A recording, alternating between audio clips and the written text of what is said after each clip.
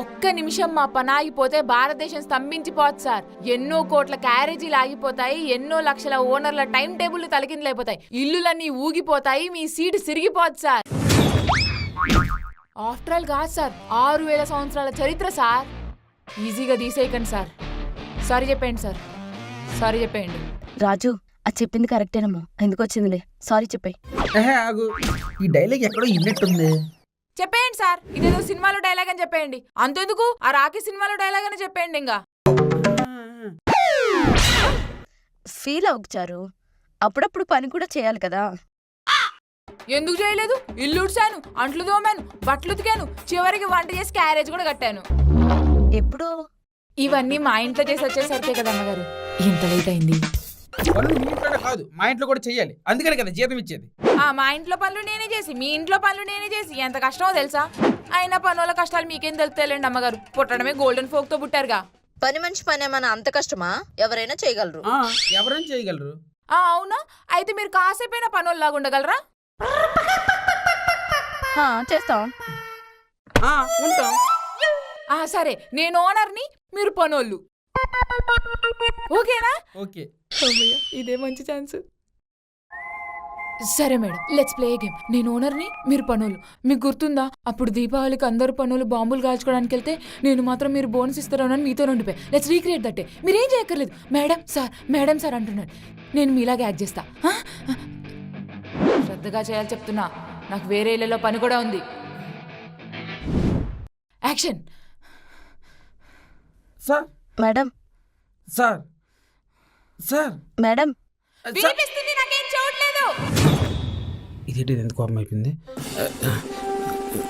సంజ, ఇదేంటిది సడన్ గా రణబీర్లా చేస్తుంది? నీకు రణబీర్ కనిపిస్తున్నాడేమో, నాకు లైట్ గా సైకోలా కనిపిస్తుంది.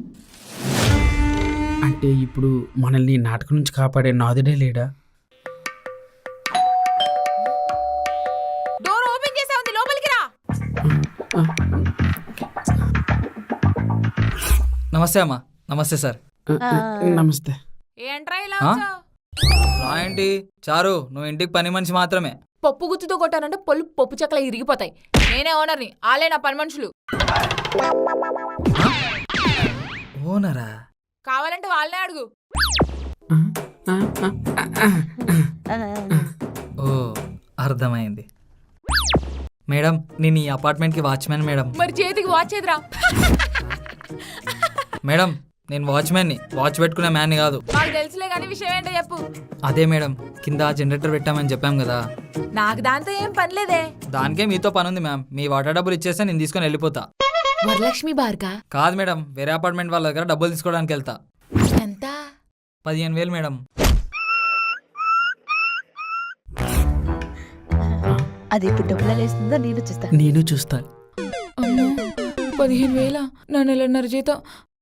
ఏ పనడా, వెళ్ళి చెక్ బుక్ తీసుకురాపో. తీసుకురాపో.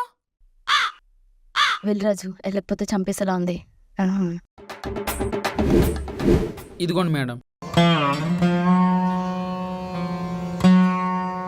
చెప్పాడుగా, రాసిచ్చేయి.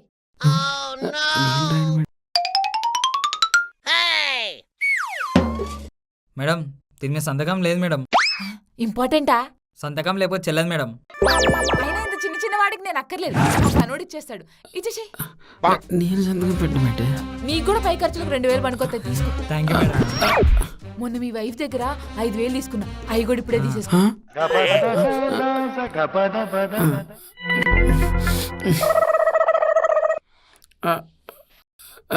మేడం, అయినా నా సంతకం ఎందుకు మేడం? మీ సంతకం పెట్టండి మేడం. ఏయ్, పనోడివి పనోడిలాగుండు. ప్రశ్నలు వేస్తున్నావేంటి? ఇంకో 25,000 రాసిచ్చానా? వద్దులే మేడం, నేనే సంతకం చేస్తా.